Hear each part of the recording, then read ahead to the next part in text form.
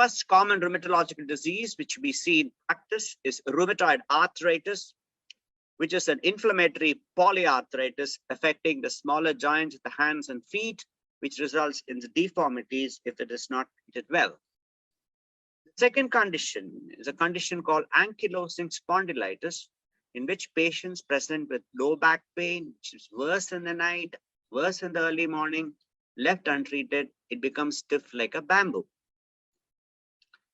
The third condition which somebody can have is a condition called psoriatic arthritis, where they have classical skin lesions of psoriasis, nail changes associated with arthritis involvement.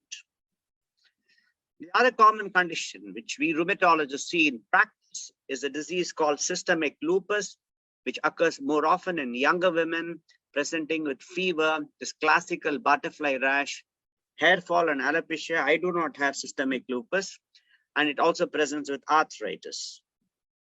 The other condition is there are some people who have difficulty in standing up from the squatting posture, and they have a rash around the eyelids. This is called dermatomyositis, which some patients can have.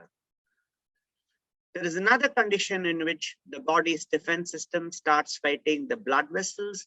It manifests as lesions in the skin. This is called vasculitis, which is again an autoimmune disease. Last but not the least is a condition called scleroderma. Sclero means hardening, derma means skin. The skin becomes very hard. So this is called scleroderma.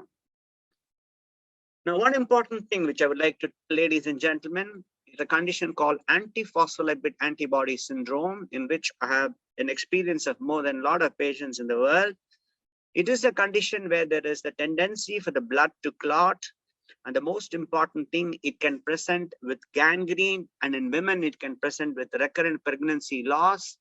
And this condition is treated with blood thinners called heparin or warfarin. Earlier, they said that the COVID vaccine should not be given to patients who are on blood thinners like warfarin. Now, the guidelines have approved that warfarin can be safely given to patients with APS syndrome, and COVID vaccine can be given to patients with antiphospholipid antibody syndrome. That's a very important new development which has come in the recent past and which seems to be making the news.